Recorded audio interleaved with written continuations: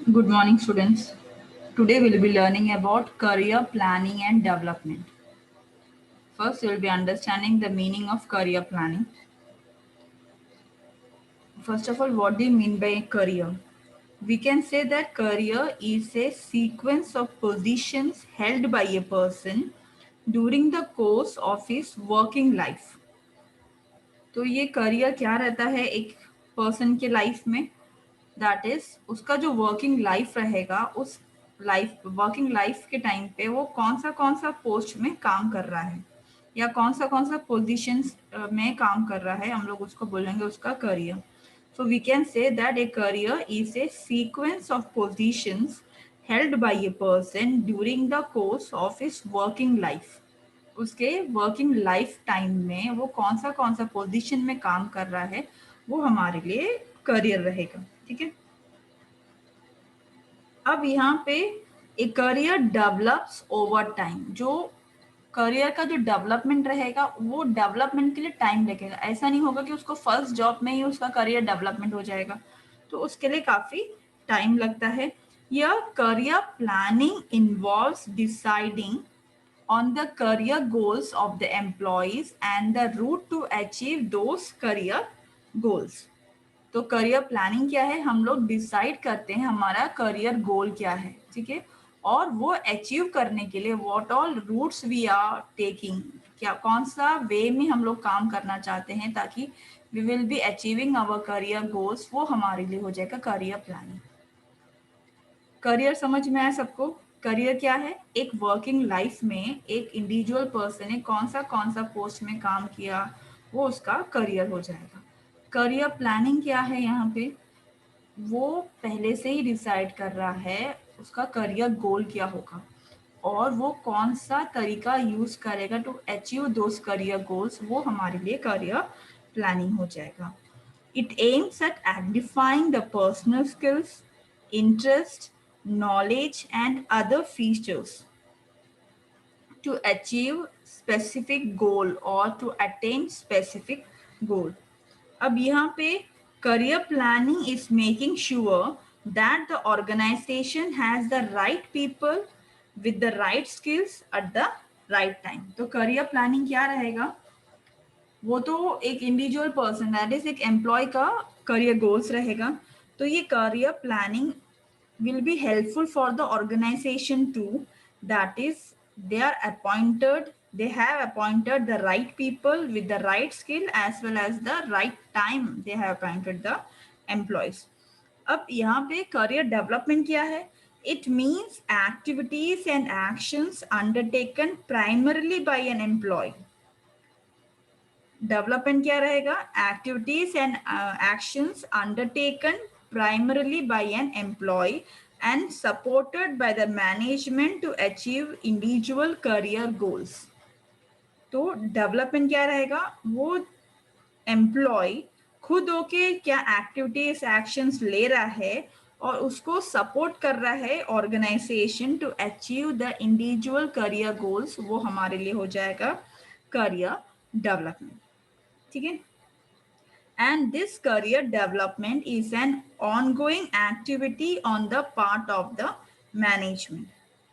Here we can say that career development refers to the programs designed to match an individual needs, ability and career goal with opportunities in the organization. तो career development में क्या होता है student? यहाँ पे programme को ऐसे design करना है जो इंडिविजुअल का नीड रहेगा, उसका एबिलिटी, मतलब उसमें उतना नॉलेज होना चाहिए, जो हम लोग ट्रेनिंग प्रोवाइड करने वाले हैं उसमें उतना नॉलेज होना चाहिए, उतना स्किल होना चाहिए ताकि वो ट्रेनिंग से उसमें कुछ डेवलपमेंट होना चाहिए और वो डेवलपमेंट उसका करियर गोल अचीव करने के लिए बेनिफिशियल होना चाहिए. ठीक है.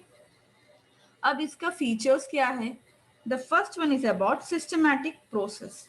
सिस्टमैटिक प्रोसेस मीन्स, अब ये जो करियर प्लानिंग रहेगा स्टूडेंट्स, एक सिस्टमैटिक वे में रहेगा. ऐसा नहीं कि तुरंत हो जाएगा, एक step by step they will be following it to achieve the career plan. ठीक है. तो यहाँ पे first they will be identifying the individual needs. Individual person का नीड क्या है, They will be identifying the organization needs and opportunities. अब employee का जो नीड है, same need whether the organisation is also having. उसके बाद आइडेंटिफाई करेंगे the potential of the employee. पहला क्या है, फर्स्ट पॉइंट क्या है हम लोग, individual, we will be identifying the individual need. Second one, we will be identifying the organizational need and opportunities. Organization का need and opportunities क्या क्या है. Third one, we will be identifying the potential of the employees. Potential means अगर वो employ ने अपना बड़ा career goal बना के रखा है बट उसमें उतना पोटेंशियल है क्या वो अचीव करने के लिए, ये भी आइडेंटिफाई करना जरूरी हो जाएगा. Fourth one is about matching the individual employees' aspiration with career growth opportunities available in the organization.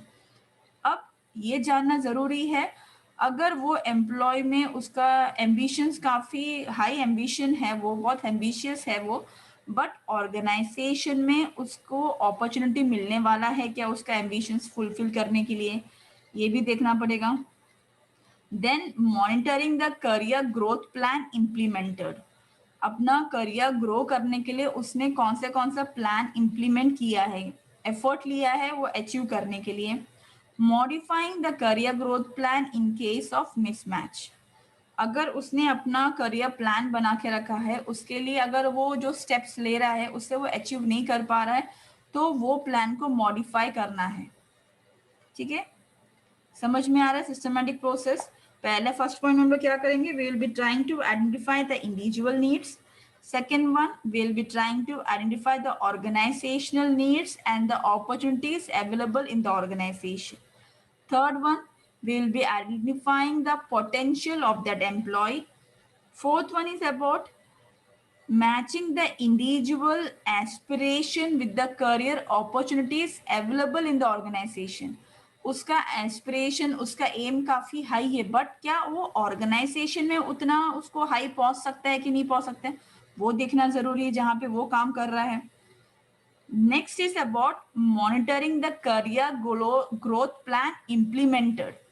उसने अपना करियर जो ग्रोथ प्लान जो बनाया है या इम्प्लीमेंट किया है उसको भी चेक करना पड़ेगा. The last one is about, जब हम लोग उसको इम्प्लीमेंट जो किया है उसको चेक करते हैं, अगर उसको लगता है कि कुछ ना कुछ प्रॉब्लम है तो उसको मॉडिफाई करना भी जरूरी है, अदरवाइज वो अपना करियर प्लान जो है अचीव नहीं कर पाएगा. ठीक है, तो ये जो है सिस्टमैटिक प्रोसेस है. Second one is about the objectives. यहाँ पे objectives means to attract and retain talent by offering careers. अब ऐसा ऑर्गेनाइजेशन में अगर एम्प्लॉयज को रिटेन करना है मीन्स वो एम्प्लॉय हमारा ऑर्गेनाइजेशन छोड़ के नहीं जाना चाहिए. तो अगर उनको रिटेन करना है तो उनको अट्रैक्ट करना पड़ेगा, उनको ऑफरिंग ऐसा देना पड़ेगा जो तुम उनके करियर प्लान को अच्छा रहेगा, उनको करियर ग्रो होगा. अगर वैसा ऑब्जेक्टिव्स रखता है organisation, they can retain the talented employees. Then they will be using the human resources effectively and they will be trying to achieve greater productivity. तो ऑब्जेक्टिव क्या रहेगा इसमें मेन, हमको हमारे पास जो एफिशिएंट एम्प्लॉयज है, हम लोग चाहते हैं कि वो एम्प्लॉयज हमारे ऑर्गेनाइजेशन में ही काम करें. तो इसके लिए उनको करियर अपॉर्चुनिटीज देना पड़ेगा, उनको प्रमोशंस देना पड़ेगा. अगर उनको करियर अपॉर्चुनिटीज अवेलेबल रहेगा ऑर्गेनाइजेशन में, then they will not be living the job. Second one is about the organization will be using this human resources effectively and they will be trying to achieve more productivity. Next is about reduce employee turnover. Employee turnover, हम लोग ने sales turnover सुना है, sales increase हो रहा है, sales जा रहा है. The same way employee turnover means जहां पे एम्प्लॉयज जॉब छोड़ के जा रहे हैं. एम्प्लॉयज जॉब छोड़ के क्यों जाते हैं, because they are not satisfied with the organisation. वो लोग वो जॉब से सेटिस्फाइड नहीं है, उनका करियर ग्रो नहीं हो रहा है, at that time they will be living the job. So अगर organisation is giving importance to the individuals career plan, उनका करियर ग्रो करने के लिए एफर्ट ले रहा है, at that time there will be less employee turnover and this will improve the employees morale as well as motivation. Morale, उसका confidence level, उसका attitude towards work. If the person is happy in that organisation then definitely the morale will be high, the confidence level will be high, और वो person जो रहेगा motivate रहेगा अच्छे से काम करने के लिए. So this are the objectives of career planning and development. और third one is about the joint efforts. Joint efforts क्या रहता है यहाँ पे? अब जो करियर प्लान है it is always done by the employee, but organization क्या करता है? ऑर्गेनाइजेशन वो एम्प्लॉय को गाइडेंस प्रोवाइड करेगा, प्लस अपॉर्चुनिटीज देगा, असिस्ट करेगा एम्प्लॉय को to achieve the personal goals. ठीक है, तो ये एक जॉइंट एफर्ट रहता है. Employee will be making the career plan बनाएगा, बट जॉइंट एफर्ट रहेगा. The organisation will be giving guidelines as well as will be assisting the employee to achieve the career. Fourth one is about long term. We can say that career planning and development is a long term approach. The need for career planning and development arises as long as the employee work in the organization. ये ऐसा नहीं होगा कि मैंने आज plan बनाया, कल planning development हो गया और मैंने कल अपना करियर जो है प्लान जो है मैंने अचीव कर लिया. ये ऐसे नहीं होगा. It will be an long term process. हम लोग तुरंत अचीव करते हैं तो भी हम लोग अलग अलग प्लान बनाते रहते हैं, हमको और आगे बढ़ना है. तो this will be always an long term approach. ठीक है, next will be learning about role of employer in career planning and development. Role of employer means यहाँ पे ऑर्गेनाइजेशन का क्या रोल रहेगा in career planning and development. First one is about training.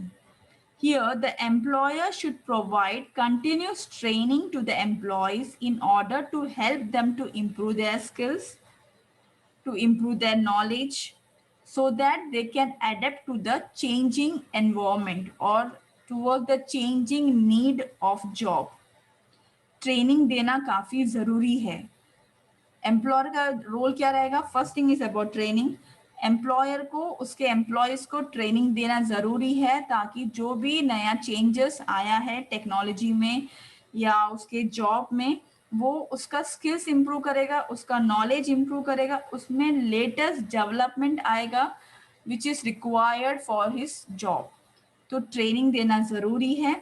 Training makes them aware of the latest development taking place in the industry. ठीक है, training देना काफी जरूरी है. Every organisation should give proper training to the employees so that जो change हो रहा है उसके जॉब में, उसके एनवायरमेंट में, उसको प्रॉपरली ट्रेन किया जाएगा तो उसका काम एफिशिएंटली होगा. Second one is about encouraging creativity and innovativeness. creativity and innovativeness. यहाँ पे many employees have latent talent which needs a platform. बहुत सारे एम्प्लॉयज रहते हैं जिनके पास काफी क्रिएटिविटी रहता है बट उनको वैसा प्लेटफॉर्म मिलता नहीं जाके जहाँ पे अपना क्रिएटिविटी बता सके. तो यहाँ पे employer should promote such creativity and innovativeness of employees by implementing their suggestions which are feasible and are likely to be beneficial for the organization. अब क्रिएटिविटी एंड इनोवेटिवनेस मीन्स यहाँ पे एम्प्लॉयज के पास अलग अलग क्रिएटिविटीनेस रहेगा बट उनको बताने का या शो करने का मौका नहीं मिलता है. तो यहाँ पे एम्प्लॉयर का काम क्या होता है? वो लोग एनकरेज करेंगे ताकि वो एम्प्लॉय अपना क्रिएटिविटी या इनोवेटिवनेस जो रहेगा वो लोग बता सके. और एक बार जब वो लोग बता रहे हैं कि ऐसे ऐसे करना है तो वो ऑर्गेनाइजेशन देखना है कि अगर वो ऑर्गेनाइजेशन के लिए बेनिफिशियल रहेगा then definitely they have to implement those creativeness. ठीक है, third one is about rewarding employees. Rewarding employees हमको पता है what do you mean by rewarding employees. That is the employee should be rewarded for good performance. Good performance, जिसका performance काफी अच्छा रहेगा उसको हम लोग को रिवॉर्ड देना है. एम्प्लॉयर जो है रिवॉर्ड देगा. This reward can be monetary as well as non monetary. Monetary rewards क्या है? हम लोग ये सेकेंड ईयर से सीखते आ रहे हैं, monetary and non monetary rewards. Monetary rewards जिसमें बोनस मिलता है, इंसेंटिव्स मिलता है, एक्स्ट्रा सैलरी मिल रहा है, हमारे लिए वो बोनस होगा जो हमको पैसे की इसमें मिलता है, मॉनिटरी हो जाएगा। नॉन मॉनिटरी, यहाँ पे रिवॉर्ड तो मिल रहा है बट हमको कुछ कैश में नहीं मिल रहा है, कुछ पैसे में नहीं मिल रहा है, एप्रिसिएशन मिल रहा है। मीटिंग में सबके सामने अप्रिशिएट किया, उसका परफॉर्मेंस काफी अच्छा था, टारगेट पूरा अचीव किया, उसका परफॉर्मेंस काफी अच्छा था, अप्रिशिएट कर रहा है, एक रिवॉर्ड हो गया। या फंक्शन में उसको एक ट्रॉफी दे दिया, एक सर्टिफिकेट दे दिया, best employee of the year, that is about non monetary rewarding. ठीक है। Fourth one is about decision making. Here, the employees should be made part of decision making process. Employees को भी decision making process में involve करना है। ये हमने वो एक प्रोसेस था जहाँ पे एम्प्लॉय, मैनेजर, मैनेजमेंट सब मिलके डिसीजंस लेते हैं, उसको हम लोग क्या बोलते हैं? ठीक है, तुम लोग जवाब दोगे, मुझे सुनाई तो नहीं देगा। हम लोग उसको बोलते हैं मैनेजमेंट बाय ऑब्जेक्टिव। ठीक है, तो यहाँ पे उनका कहना क्या है, मैनेजमेंट बाय ऑब्जेक्टिव होना चाहिए, दैट इज एम्प्लॉयज को भी इन्वॉल्व करना है डिसीजन मेकिंग प्रोसेस में। तो इससे क्या हो जाएगा, मैनेजमेंट जो डिसीजन ले रहा है कि हमको ऐसे करना है, वैसे काम करना, वो टारगेट अचीव करना है, यहाँ पे एम्प्लॉयज कैन स्पीक, वो लोग बोल सकते हैं कि वो लोग कितना काम कर सकते हैं, क्या इससे और अच्छा हम लोग ऑब्जेक्टिव बना सकते हैं, even they can discuss that. So here the employer should involve the employees in the decision making process. Fifth one is about formulate fair promotion policy. Fair promotion policies means there should not be any partiality. If there is fair promotion policies, what will happen? It will encourage the employees to work hard. Employee लोग को एक motivation रहेगा जहाँ पे वो लोग अच्छे से काम करेंगे. And this promotion helps in higher income, status in the society. It helps them to grow in their career. तो फेयर अगर प्रमोशन पॉलिसी रहेगा, मीन्स यहाँ पे बायसनेस नहीं होगा, पार्शलिटी नहीं होगा, तो यहाँ पे क्या हो जाएगा, लोग एफिशिएंटली काम करेंगे, खुशी खुशी से काम करेंगे, ताकि प्रमोशन जब हो रहा है, प्रमोशन के साथ उनको इंक्रीमेंट मिल रहा है, उनका स्टेटस बढ़ रहा है, सो उनका करियर ग्रो हो रहा है। Sixth one is about adopt consistent transfer policy. Transfer of employees to other cities, states and countries has become common. काफी common हो गया transfer करना. Many companies relate promotion with transfers. बहुत सारे organizations हैं जब वो लोग promotions दे रहे हैं तो उनको transfer देते हैं. That is एक branch से दूसरे branch में. It can be in different state, city or in different country. The transfer policies should be consistent and beneficial to the organization as well as to the employees. यहाँ पे भी partiality नहीं होना चाहिए, जो भी ट्रांसफर पॉलिसी से promotion के साथ ट्रांसफर दे रहे हैं तो एक कंसिस्टेंट होना चाहिए, किस on which basis they are giving the transfers. The last one is about motivating employees. Motivating employees means here the employer should motivate the employees to learn new things.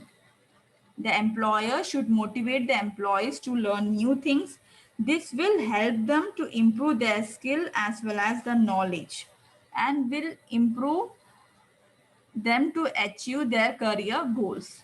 तो motivate करना चाहिए, employer जो है हमेशा motivate करेगा employees को ताकि वो नई नई चीजें सीखे, उसका स्किल इंप्रूव करे, उसका नॉलेज इंप्रूव करे, ताकि वो अपना इजीली अपना करियर गोल जो है अचीव करे. ठीक है. Next, we will be learning about role of employee. Just a minute, students. हाँ, role of employee in career planning and development. अब employee का क्या role रहेगा? In the previous, we learned about role of employer. Now we'll be learning about role of employee. ठीक है? Employee का क्या काम रहेगा? First one is about taking initiative.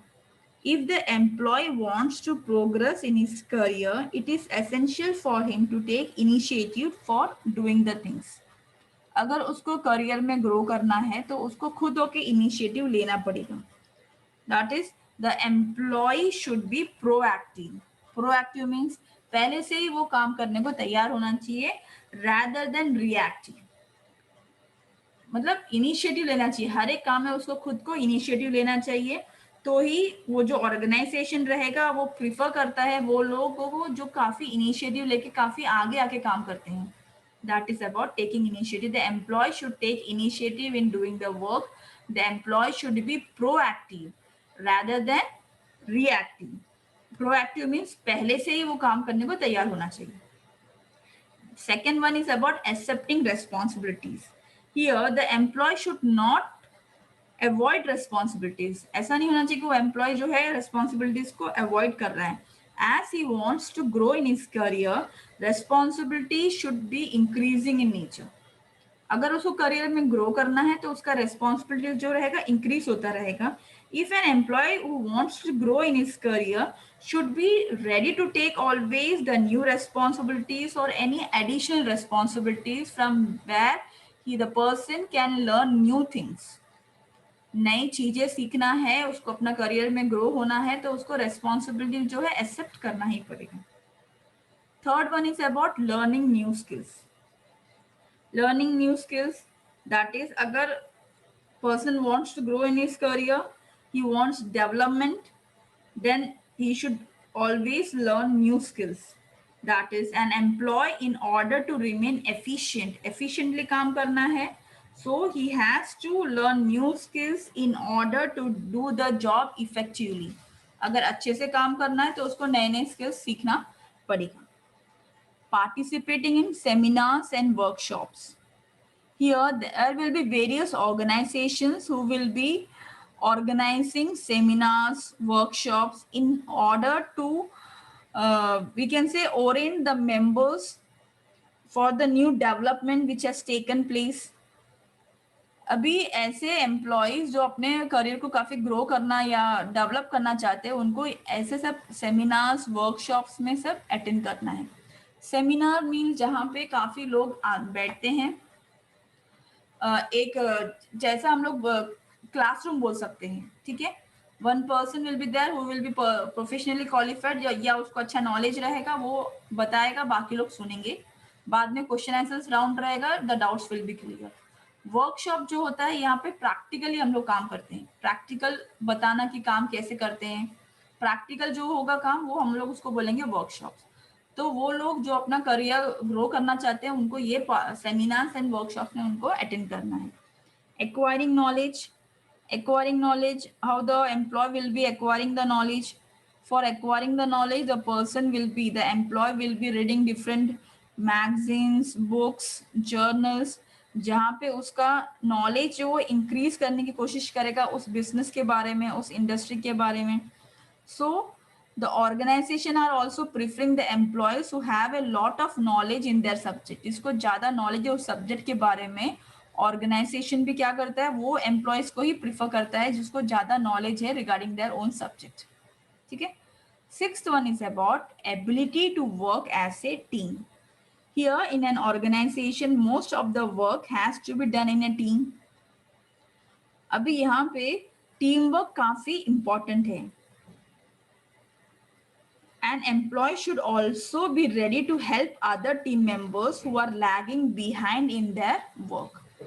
तो अगर करियर प्लानिंग भी चाहिए, डेवलपमेंट भी होना चाहिए, तो यहाँ पे टीम वर्क बहुत इंपॉर्टेंट है। अगर टीम में काम करेंगे, we can know how to adjust in a group. अकेले अकेले लोग काम करते हैं, बट ग्रुप में काम करना, सबका एटीट्यूड डिफरेंट रहेगा, बिहेवियर डिफरेंट रहेगा, उसमें एडजस्ट करके काम करना, that is important. The last one is about loyalty towards the organization। Any organization, that is any organization, always prefer the employees who are loyal towards the organization।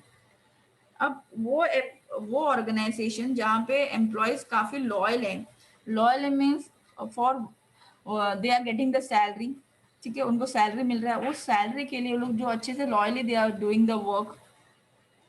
If a person does so, then the organization is hesitant to promote him। अगर ऐसे employees those who are not loyal towards their work, ठीक है, तो उसको promote, organisation जो है उसको promotion नहीं देगा, उसको कुछ एडिशनल रेस्पॉन्सिबिलिटी नहीं देगा, because the person is not loyal towards the organisation, he is not loyal towards the work.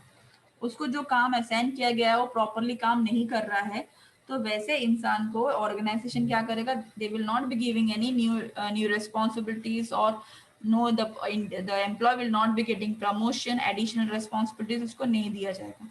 But वैसे एम्प्लॉय जो काफी लॉयल है towards the organisation, towards their work, they are given promotions, उनको promotion मिलेगा, उनको additional responsibilities मिलेगा, उनका career grow होगा वहाँ पे। ठीक है, I hope till here you all understood. If you have any doubts, you can ask.